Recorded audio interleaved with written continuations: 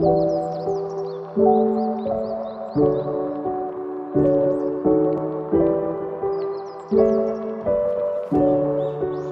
mga kasesi, for today's video gagawa tayo ng rush order na bento cake. Morning nang in-order ito ng customer and then ng evening pinick up na rin ito. Chinek ko muna yung design kung kakayanin ng oras. Then nung nakita ko, sabi ko gawin na natin yan. Struggle pa rin ako magsulat sa cake kasi hindi pa rin naman talaga tayo ganun kagaling magsulat, no?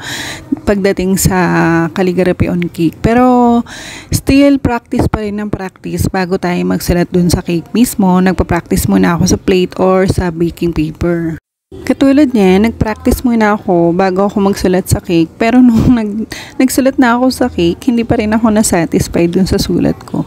At ang hirap pa, yung panulat ko is black and then yung base ko is white. So, kailangan kapag binura natin yon ay hindi kikita yung bakas ng pagkasulat natin kasi nga black yung gamit natin.